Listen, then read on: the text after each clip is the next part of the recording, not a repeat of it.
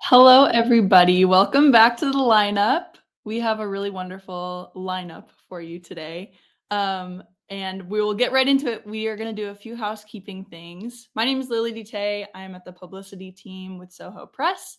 I'm really happy to be presenting this event to you tonight. And of course, we partner with our independent bookstore partner, Mystery to Me, and Lauren, who is behind the screens today, making sure that we all stay online, which is wonderful. We have a little green button there at the bottom. It says buy the author's books. If you feel particularly moved by a book or you have been having one of these books on your list for a little while, we do ask that you purchase the book from Mystery to Me. They do such a good job at helping us with these events and all of the other events they run throughout the year. So we like to support them where we can. And that's a really wonderful way to do that. So you can just click that little link and get your books. The lineup event, if this is your first one, is a relatively new series where we feature Soho crime authors in conversation with each other about a theme or just about their books in general. And today we are talking about Armchair travel mysteries, which we'll get into. On the right-hand side of your screen, you will have a little question button, a little chat feature. If you have questions for the authors, you can put those in there. And at the end of the event, if we have some time afterwards, the authors would be happy to answer those questions for you. And finally, we are doing something new this time around. We always like to give little treats to those who join us for the live events, whether that's discounts or special merch. Today, we will be doing a random door prize for 3 folks who are attending live to receive Mystery to Me gift cards, and we'll be pulling those at the end. So if you're here, you have done your job, you are entered into the little lottery, and we'll be pulling names at the end, and I will email you for how to get your gift card. All that aside, thank you again for coming. I'm going to introduce the authors that we have with us tonight. First of all, Cara Black, who you have seen before if you have attended a lineup event. Cara Black is the author of 21 books in the New York Times bestselling Amy LeDuc series, as well as the thrillers 3 Hours in Paris, a national bestseller, and Night Flight to Paris. She has received multiple nominations for the Anthony and McCavity Awards, and her books have been translated into German, Norwegian, Japanese, French, Spanish, Italian, Hebrew, and she lives in San Francisco with her husband and visits Paris frequently. Her new novel, Murder at La Villette, is the thrilling 21st installment of Cara's New York Times bestselling mystery series. The novel follows Parisian private investigator Amy LeDuc, who has been framed for the murder of her daughter's father. Now she's on the lam, and she must find the killer to clear her name. Thanks for joining us, Cara. Oh, thank you, Lily. Great to be here with Camilla and Teresa. It's wonderful. Writer and translator and college professor Teresa Dovalpage is a Cuban transplant firmly rooted in New Mexico. She is the author of 3 short story collections, 4 plays, and 12 novels, including the Havana mystery series, which we are talking about today. She lives with her husband, 1 dog, and too many barn cats. Her new novel, Last Seen in Havana, is the moving, immersive new installment in her Havana mystery series. It follows a Cuban-American woman who is searching for her long-lost mother and fighting to restore a beautiful but crumbling Art Deco home in the heart of Havana. Welcome, Teresa. Thank you for joining us. Thank you. And Camilla Trinchieri worked for many years dubbing films in Rome with directors, including Federico Fellini, Pietro Germi, Franco Rossi, Lena Wertmuller, and Luchino Visconti. She immigrated to the US in 1980 and received her MFA in creative writing from Columbia University. Under the pseudonym Camilla Crespi, she has published 8 mysteries. As Camilla Trinchieri, she is the author of The Price of Silence, Seeking Alice, and 3 other Tuscan mysteries. In the latest installment of the acclaimed Tuscan mystery series, which we're discussing today, The Road to Murder, the sole witness at a crime scene speaks only English. An ex-NYPD detective turned amateur chef, Nico Doyle, is summoned by the local carabinieri to help. Thanks for joining, Camilla. Thank you very much. Love being here. So today we are talking just in time for spring break, just in time for all of us maybe starting to cash in on those little travel plans that we've made for ourselves this year. We're talking about armchair traveling. Each of the series that we're chatting about today takes place in a different country. Camilla's books are set in Italy, Cara's are set in France, and Teresa's are set in Cuba. Maybe we'll start with Teresa. Can you each explain why you wanted to set the books where you did? Well, for me, it was very easy to choose Cuba because I'm from Cuba and I lived there for the first 30 years of my life. So I didn't have to do any research for my novels, and it was just talking about what I know. And I always try to dispel some myths and stereotypes about Cuba in my books, but mostly I just wanted readers to know what life in the island is like, what we eat. I also like to write about food, like Camila, and just to give them a feel of what it is to grow in Cuba as I did, and um, how it is right now as compared to like 20 years ago. That's what well, actually more than 20 years, 30 or years ago, as that was what I tried to do in Last Scene in Havana, was kind of showing Cuba in the 1980s and showing Cuba as it is now. Yeah, Camilla, do you want to go? Why did I pick Italy? Yeah, Well, yeah.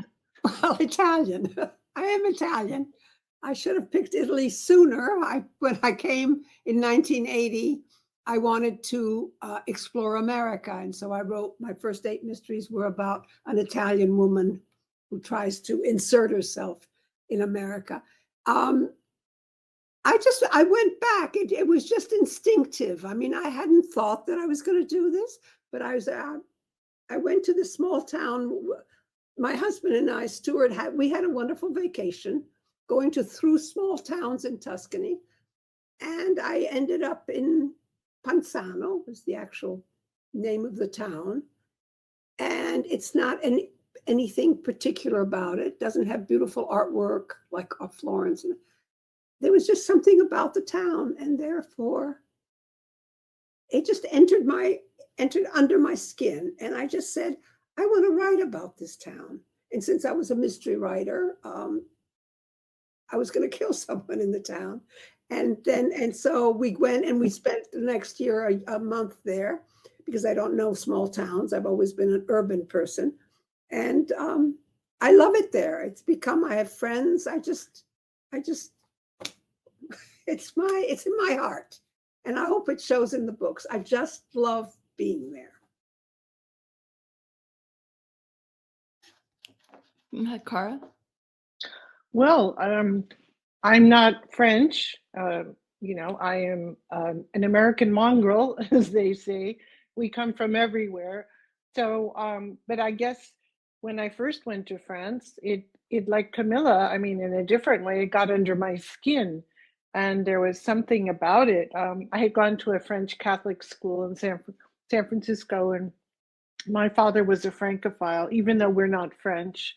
And I guess when I first went there a long time ago, it was something about it. I felt, there were so many stories here, and, the near past, centuries ago. And I met a very famous writer, Romain Gary, who won the Prix Goncourt twice, and you're only supposed to win it once, but he won it under another name. And I had written him a fan letter after I read his books, and he sent me a reply with his return address on it on Rue du Bac on the left bank. And so I took that as an invitation, as one does when you're in high school. And when I went to Paris, I went to visit him, and he didn't know what to do with me. So he took me, down the street to his local cafe, and we walked in, and just this feeling, walking in with this famous writer and locals. And I went to the zinc counter, and I had my first espresso and my first cigar with him. And maybe that gave me the bug. It wasn't until many years later, when I had a story, that I wrote about Paris. But yeah, that's kind of got me hooked right away. I love that story. That's such a fun story. Teresa, you were saying that you kind of wanted to show people what Cuba is like, and you do that a lot in like the very small moments in your book. Specifically in the book that we're talking about today, Last Seen in Havana, you spend a lot of time talking about just everyday life in communist Cuba, including the ins and outs of ration cards, the difficulty of sending letters in the mail, shopping for groceries. When you set out to write the book, were there certain experiences that you knew you wanted to highlight in the book, or did a lot of these scenes come to you during the process of writing? Most of it came to me during the process of writing, actually. I don't remember thinking I'm going to write about the Russian cards, for example, or the Russian cards, but when I was describing how, especially the chapters about the 80s, what life was like, how life was like at that time, yeah, it just came. And then things started coming to my mind that I hadn't thought of for years. And sometimes I would call my mother and say, was it like that? And she would remind me of things like talking about the coupons. Yeah, for coupon number 7, you can get either shoes or some kind of device for the house. So that it was something that also helped. And that's how things were incorporated into the story. Yeah, so that's so interesting you're talking about, like, having to ask your mom to, like, give you some details or help fill in some memories. So a lot of your research process, it sounds like, was pulling from some of your personal experience, if not most of it. I wanted to bring this up for all of you because especially because you have varying levels of connection to the places that you write, what your research process looks like. If you travel to the places that you write about, what does like a typical research travel trip look like for you? Or what other methods do you use to research for your books? Cara, do you want to start? Oh, you're muted, Cara. Sorry. Yeah, when I get on a plane, usually I'm thinking I'm on a trip for Amy Leduc. I have a mission. I'm going to find the story or see where she's going to investigate. So I sort of have that in my mind. And for Murder at La Villette, it took quite a while because a lot of times when I try and go to the archives in Paris to research something, you have to get a card, you have to wait till the next day and all that. But so that takes time, but that's okay. And then also I like to meet people who live in the area or meet someone in law enforcement like police or a private detective. And these are busy people. So I can't just call them like Teresa does, like her mom.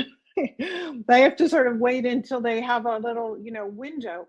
And sometimes it takes me 2 trips. I'll go once and, they're busy, their children are on vacation. So I'll go back in 6 months. And then we have a meeting, we talk. And then for me, it's really important to walk the ground, to walk this area of Paris. And that's the most important because you'll see something or you'll meet someone in a cafe and so a lot of times it's kind of involved like 2 trips for me to get a lot of information. I mean, sure, you can do it online now, but you still don't get the feeling of being there in that place and how the light hits unless you're there. Yeah, I Camilla. have a question for Oh, you, Cara, if you don't mind interrupting. The sentence, the fact that you meet somebody in Paris, could this change the story that you were writing, the interaction with some people in person? totally, Teresa, totally. Because I'm an outsider. I go to Paris. I'm not from that area. And in this story, I met a man who, through a nurse who did his home healthcare visits, and he'd lived in the arrondissement for, 30, 40, 50 years, raised his children. And I asked him, what was it like in 2002 when my story was taking place? And he said, we had Hell's Angels here, just down the street, and they were the police of the district. And he showed me the biker tattoo bar. It's changed now. And I would never have known that. So that really provided a great little subplot in the story. So yeah, and I would imagine for you, I don't know, the memories that come up and maybe you can explore them more. I don't know. Yes. And Camilla, Camilla, you can Go just back. We go back. I go back every year. It's now sort of for only 3 weeks, because that's why I would like to spend the whole summer there. But and it's now part of me. I could very easily live there. My husband would not be as happy, I think, as if I did, but I could move there tomorrow. In fact, I have threatened if a certain man wins the presidency, I will decamp to Gravigna, which is where my mysteries take place, aka Panzano. So it's not. I don't consider it research. I consider it living. And yes, and things happen as in Cara. Now the town knows me. A lot of people know me, so they sort of laugh or kind of are proud that I'm writing about them. Most of them do not read English, unfortunately. But I made friends with a bar. Bar all'Angolo features heavily in all my books. And there is a bar in Panzano called Bar alla Curva. And the two guys, I brought them, the acknowledgments, and they were just as pleased as punch that I had acknowledged them, and that they were, but they don't speak. Unfortunately, most of the people there don't read English. Some of them speak it, but not well enough. So to me, it's not research; it's living. Just go there and let it enter my skin again, and the food, and the smells, and the sun, and the grapes. It's beautiful. It's beautiful. I always get hungry when I read your books, Camilla. That's my intention. Well, I'm also, You succeed. so that has always been an important part. And in fact, in my family life, I lived with my father, and food was love. It was love. I mean, he would get into the kitchen and say, give me the salt, give me the pepper, give me the oil.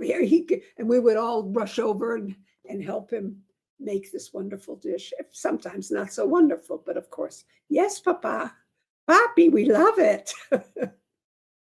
It's just great. It's just great. It's an excuse. Writing those novels for me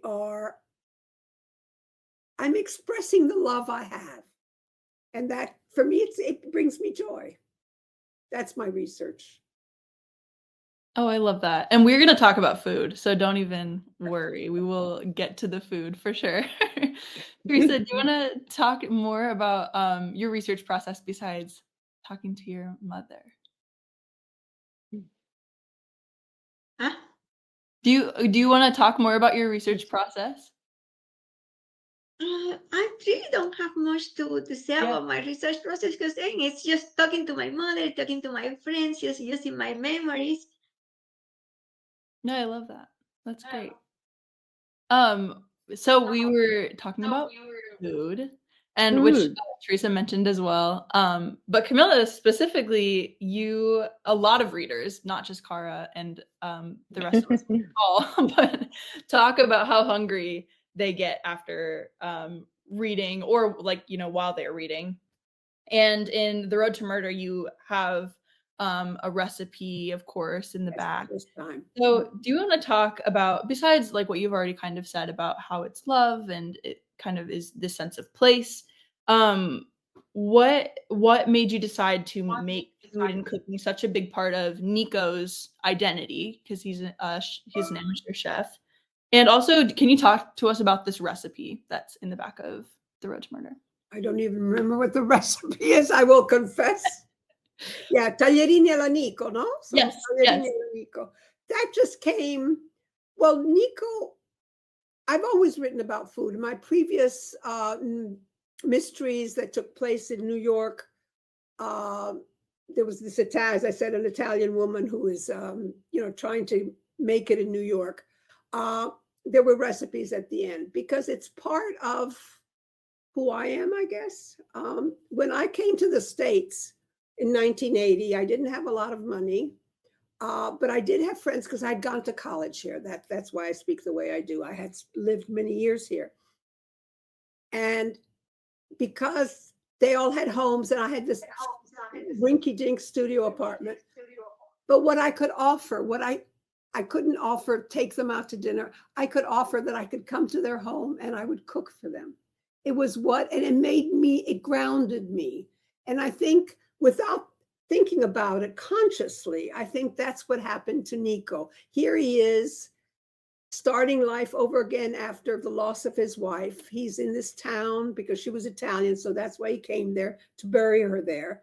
And he gets a job, with his wife's his dead wife's relatives, and they own a restaurant, and that came naturally because I don't think things ahead of time. I don't outline. I just plop in. I just go and see let's see where it takes me. And yes, I wasn't planning to make him someone who knows food. My character, Tilde was going to be the one who knows food and talk about food. She's the chef at the restaurant. But he's got yes. And I realized that I guess I put myself in my need to ground myself when I came into Nico. And only because now that you've asked me, I realize this. I didn't think of it ahead of time. I don't think too much ahead of time or afterwards.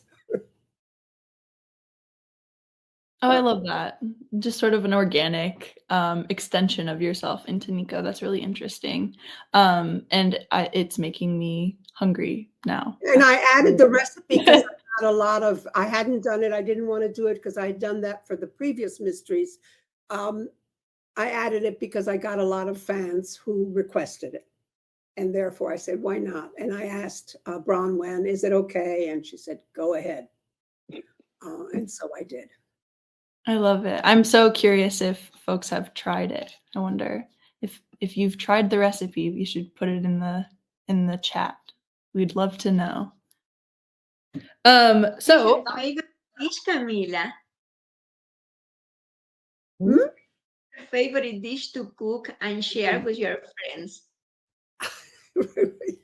What dish did I cook share with my friends? That you prefer, your favorite.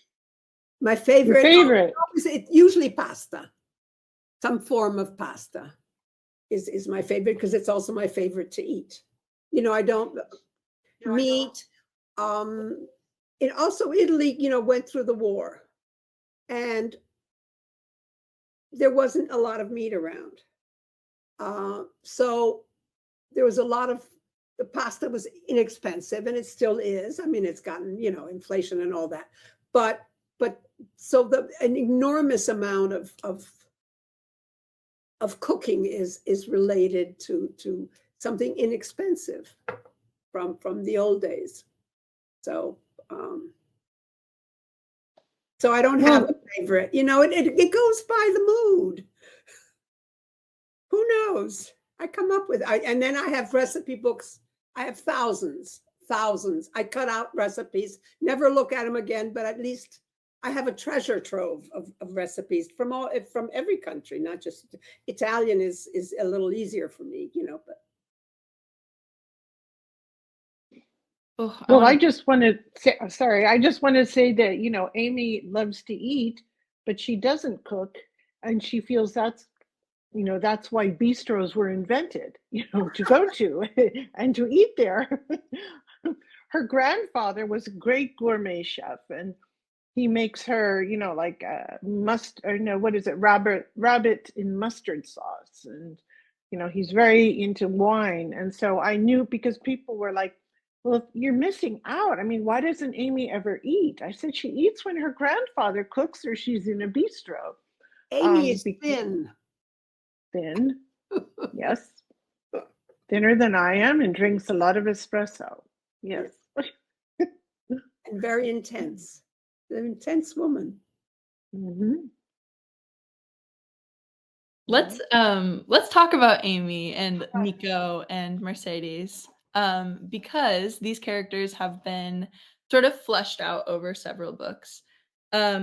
So I'm curious how each of your writing processes have taken these characters from the first book to your most recent book, and how they've developed, and how much of this development was planned when you set out on the first book. Maybe Cara, do you want to start with Amy? Sure. Well, Amy now in the latest book has a 3-year-old daughter, and as you said, is having troubles with the biological father, and I don't outline as either, so I wish I could. I just seated the pants writer. On my first book, Murder in the Marais, I sold it. I was so happy to finish that story. I was so happy that, Soho bought it. I never knew that I would get to do more of these stories. So every book has been a new adventure, and I think because I really do one book at a time, that for me it's fresh when I go there, and I hope it's fresh for Amy. And for this story, it's like, what trouble will she get in now, and what trouble would be very close to her, especially with her daughter. So she's gone from being much more cavalier, I would say, in the early books of the series, to being more responsible now in her own way. Responsible. She's a single mother. She's running a detective agency. She's got to keep her partner in the agency, Renee, happy, and keep the revenue coming in, because that's how they live. She's got this old apartment on Ile Saint Louis, which, is 17th century, and it's, the fuses are blown, nothing works very well. And she also is in a relationship in this story with someone, and her previous experience has been that she's sort of, attracted to bad boys a lot. And this relationship, for once, we seem to be on a good path. And so she's got all these things. Yeah, till the next book, but she's juggling everything. And so she juggles more and more. But I think motherhood has sort of deepened her looking into herself. And so that's sort of how she's evolved. Again, I don't outline, seat of the pants, and I let the area dictate it on why is she there? Why is she working there? What's going on in the world? What about her world? And so how would that impact her? So I don't know, that maybe she's grown a bit. I think motherhood has changed her. Yeah. Teresa or Camilla? Nico, well, I'm another seat in the pants writer. How has he developed? Well, he comes to, in the first one, Murder in Chianti, he comes to the town. He has just buried his wife maybe a year before. He is an American living in a small town does have tourists, but he is, surrounded by Italians. He's lucky enough that he does speak Italian with mistakes. And in the books, as they keep coming, the stories, naturally, I don't think about it. It's just naturally, because I experience, as I write, I experience what he's experiencing. So I feel his feelings, because it's the only way I can write about any of the feelings. I used to be an actress too, so that's helpful. So I experience, and so it's just naturally that he has friends. He meets this maresciallo, which I was lucky enough, because I went around, I said, I know nothing about Italian law and what happens about police. And they said, go to Giovanni Serra. And so I got, and that happens, and Nico just develops naturally. He meets someone after a while, he's lonely, that he, becomes friends with, and they have a few problems in various books getting together, because enormous guilt for his, for feeling love again. When he had lost his wife, whom he loved very much. So it just comes naturally. And the other two characters, there's a maresciallo who's very important, because he's the one who brings Nico into the murders. And he also develops. His wife all of a sudden has gotten a job. He's not used to that. He's Neapolitan. He's used to having a wife who was there cooking the pasta for him when he comes home. So that's a development. The young brigadiere in Rome has fallen in love. He's young, he blushes, he's from Venice, and he just all of a sudden is standing up to the maresciallo because he's found someone. And but it all, to me, it just comes naturally. Can I just jump in here for a minute? I mean, Camilla, you said you were an actress. I know one of my writing teachers encouraged us to take a acting class, and I did.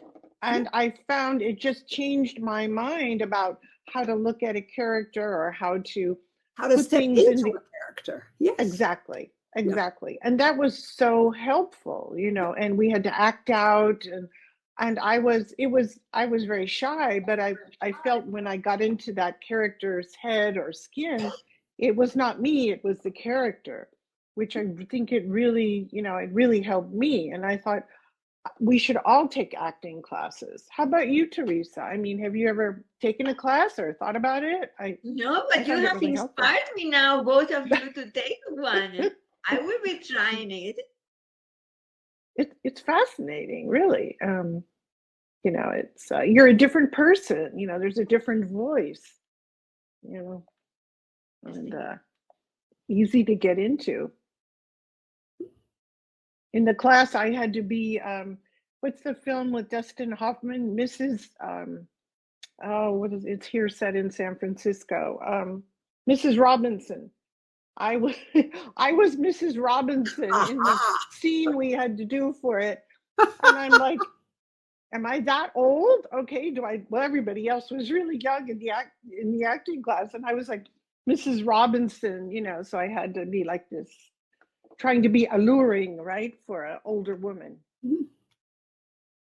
It's a wonderful way of getting into a character but there's so many other ways of doing it. You did it and I did it because it came naturally. And Teresa, you did it, you wrote from your heart and from your experience. And it's your love of Cuba is what got you writing, right? I would imagine. Yeah. I mean, from reading your book, that's the feeling I got from it. Yeah, it's from the corazón, ¿verdad? Yeah, corazón. From our heart. Yeah. Yeah, Teresa, talk to us about Mercedes and how much of Mercedes' journeys did you plan during the first book, and how much of that has just come naturally? Actually, when I was writing Death Under the Palisades, where Mercedes appears for the first time, I wasn't thinking of continuing with her as a character. But when I was halfway through the book, I thought the story of her mother's disappearance needs a different novel, because I cannot put all together in one book. It could have been too much. So that's how I decided to start another novel with Mercedes as a character. And I think that she has evolved. It has gone from being a material girl, somebody who married a foreigner just to get out of Cuba. I mean, there is a little bit of myself in my character, not a lot, but the material girl part and all that. And now she's more mature, and she has started to see Cuba with different eyes and her family life, understanding more the challenges that her grandmother went through when she was raising Mercedes. So I think that Mercedes has grown up too, and is a more mature and more sympathetic characters. Now, when I used to read the reviews, and sometimes that is so kind of, and they several reviews there that Mercedes is not a sympathetic character, and that hurt me because I thought, well, she's a lot like me, so does that mean that I'm not a sympathetic character either? So with this book, I made an effort, so she was a little more sympathetic, and I think it has reasons for her to have grown up. Yeah, I would agree with that. That's so funny that you were am I not a sympathetic character? That's so good. And very interesting about the acting classes. I can see how that would make it a lot easier to put yourself in your character's shoes, or like suspend that disbelief in yourself. I feel like I say this every event And I'm sure there are authors that are listening in too, but as a person that has never written a book, it's so amazing to me that you can just, like, oh, I just like write by the seat of my pants, these fantastic, like really beautifully plotted novels that, occur over series. It's just like endlessly amazing to me that people can do that and that you Amazing to us too, I think. do it. Thank you, Lily. That's a very nice compliment. Really, It's really I appreciate that. completely, yeah. It's I just am constantly in awe with working with all of you. It's really cool. So continuing with characters, Cara, so you write Amy, but you also we were talking about Night Flight to Paris, which is the Kate Reese novels. And your Kate Reese novels are a little bit more thriller-y. They live in like the thriller world more than Amy Ledoux. I've been curious, how does writing the Kate Reese novels, if at all, how has it affected the way that you write your Amy Ledoux series? Well, that's a great question because I was very scared to write a standalone after living in Amy's world for so many years and being very close to that. And it's kind of a comfort zone. I mean, not that I keep the books fresh as fresh as I can, but it was really kind of flexing these other writer muscles that my editor encouraged me to do. And she was like, you really need to try something new and explore with a new character and think about the things that Amy wouldn't do. So you can go out on a limb. And a lot of people who were first published when I was My came out in 1999. They've written series, they've written standalones, and they're like, what's with you, Cara? Why don't you write a standalone? We all have. And I'm like, okay. And so it was with trepidation. But then I found a story, and then I started thinking, what could be really hard for someone? What could be really scary? What could be really different? What if I was in that position? Because I am not, I would be scared to death to be in occupied Paris, when the Nazis were roaming the streets. I mean, and what if I was a very, kind of awkward person and I stood out, which I would if I if I was back in that time, but I had a special skill. And what would that be like? And I could kind of be free with being an American character, unlike Amy, who's half French, half American, but very sophisticated with a wonderful fashion sense. And what if I could just be more, American? And I thought that would be great. So I think it was something that allowed me to free up things that I hadn't explored before. So Kate is someone who has, tragically lost her family, her young child, and her husband. And, it's wartime.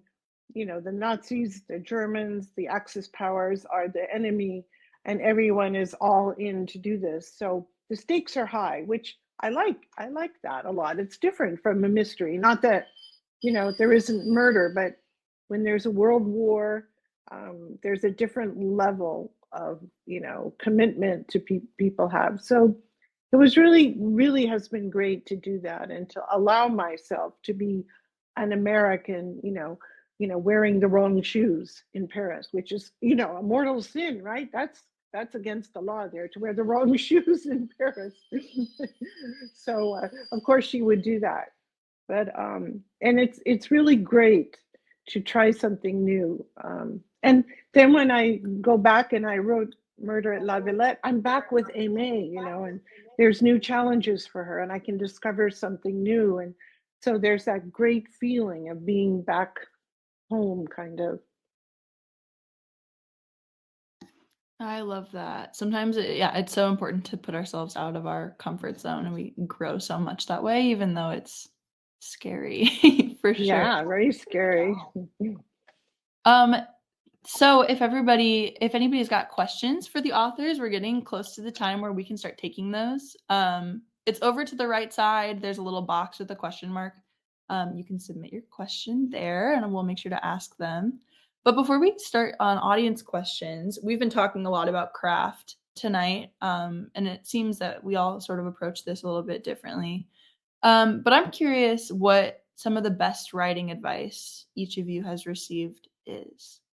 Camilla, do you want to start us off? I had it and now I've just lost it. We don't have to start. We can go somewhere else first. No, I remember. Okay, great. Because I had two, so I had to pick.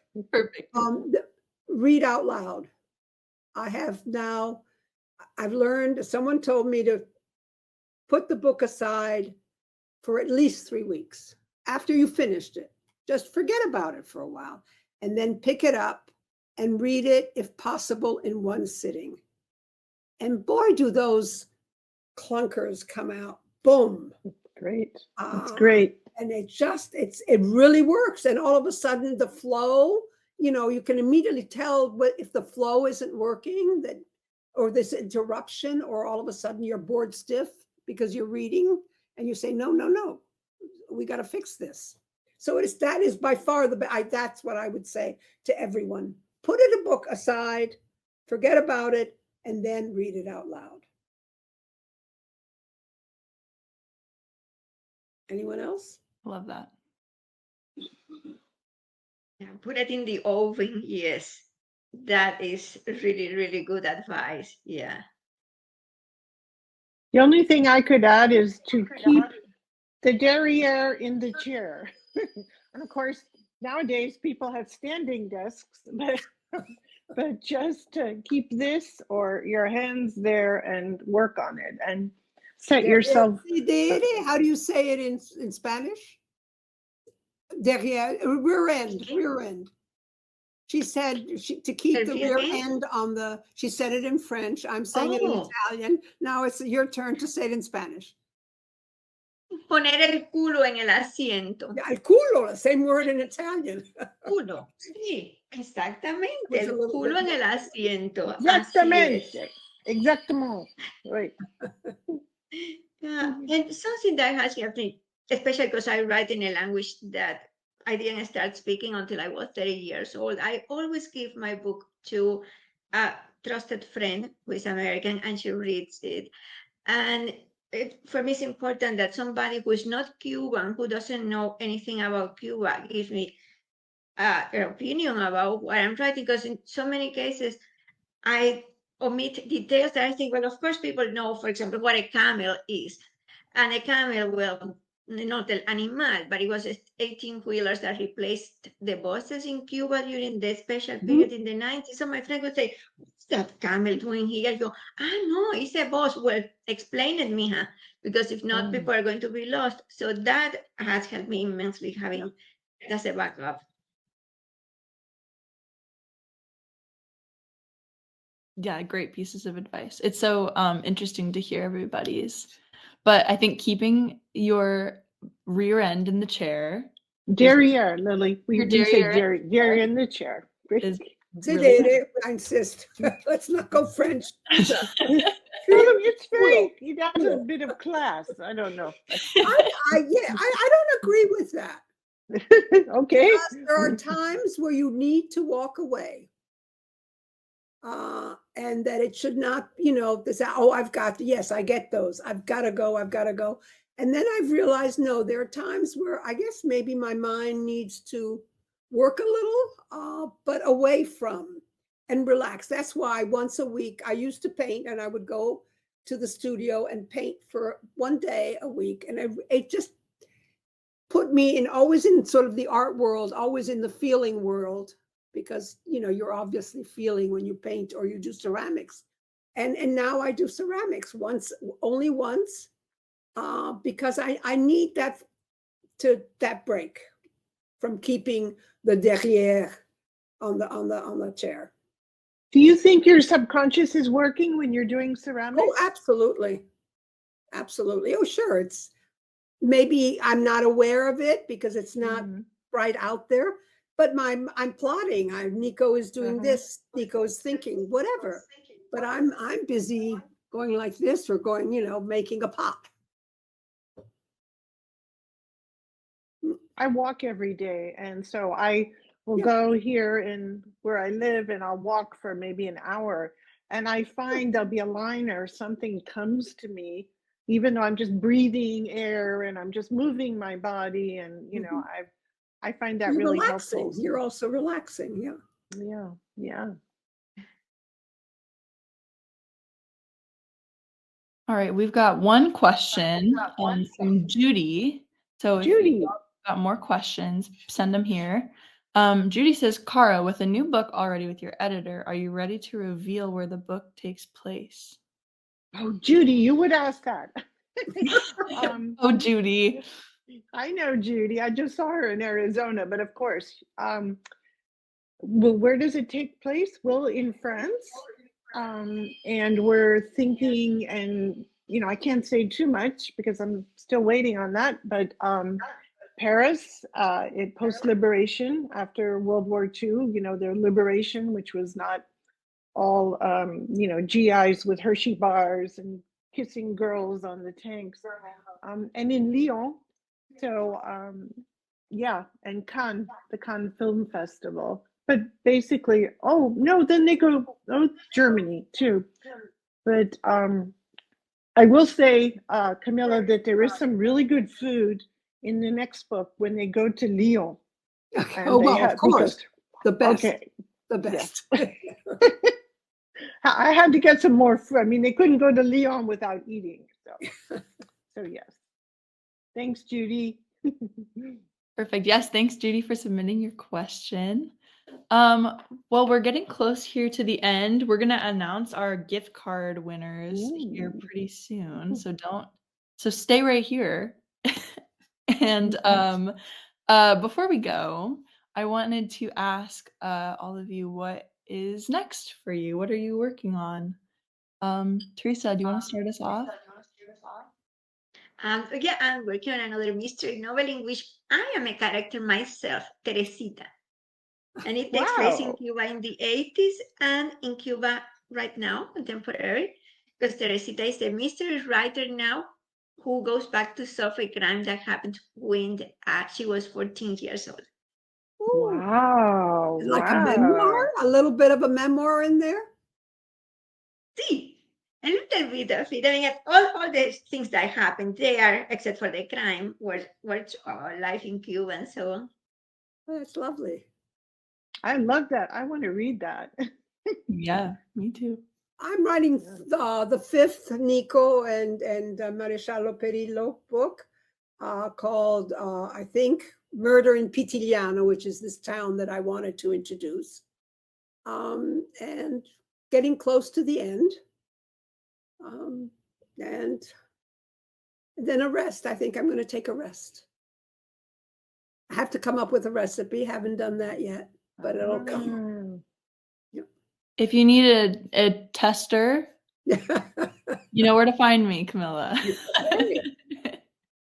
If Soho Press had a kitchen, we could do a whole party. We'll talk about it. I think Yeah. Bronwyn's on this call, so we'll talk about it. Cara, what's up with you? What's coming next besides what you've already said? Well, I'm just kicking around some ideas, and I've started playing with them. I said it. I'm really interested in writing about 1968 in France. That was huge, right? With the riots and the students and the big changes in society. And what's really interesting to me is that when the students picked up the cobblestones, we're throwing them, like when we were demonstrating here in America against the Vietnam War and against so many things, that Charles de Gaulle had moved, the Sorbonne used to be right in the left bank. Everything was there. Well, part of it is still there, but he was like, no, I found this out. I thought it was fascinating. We're getting them out of here because they're mobs. It's like the revolution again. So, they moved different sections of the Sorbonne all over Paris and out, in the outskirts. They broke them up. Yeah, they broke them up. So that was, just as what Napoleon did when, or the kings did when they who was it that asked Baron Haussmann to widen the streets of Paris? It all used to be narrow in medieval, the king, or it was Napoleon, because to stop the revolutionaries. So, so there we go. That's the French mindset. And I'd like to explore that time and what could happen. And maybe there'll be wine in this story, Camilla. I may have a vineyard, I don't know, but I've never written about a vineyard or wine, and which is, very much a part of France as it is. Oh my God, yes. Italy. Okay. Yeah, speaking of fun research trips, Yeah. like a particularly fun one to go on. Yeah, I'll have to do some sampling, Vineyards of France, yes. In Bordeaux and All right. Well, we've got our winners for our first ever lineup door prize. They're mystery to me gift cards. We've got 3. The first one, the winner of the $25 gift card, is Lisa Miller. And I will be emailing everybody. So congratulations, Lisa. I'll be emailing you after this event so that we can talk about how you can claim your gift card. So no worries here. Just enjoy the glory. Winner of the $50 gift card is, sorry, drum roll, Dora Bell. Dora, congratulations. Dora. Nice. And the winner of the $75 gift card is Judy Williamson. yay! Ooh, Congrats. Thank you, everybody, congratulations. for tuning in. Teresa, Cara, Camilla, thank you so much for spending your time with us, your evening. We really Thank appreciated you. it, for gracing us with your Yeah, I had fun. Thank you. I'm so Thank you. glad. Gracias. It was lovely. I Yeah. love to be Thank with you. Cara and Teresa. It was so nice. Yes, And yes. Gracias. And thank you, Lily, and thank And you Lauren. to Mystery to Me. Yeah, and Lauren in the background. And all Thank of you you, who thank came. you. Thank you, Ciao. everybody. Have a great night, and we'll see you next You time. too. Ciao. Ciao. Ciao. Ciao. Bye.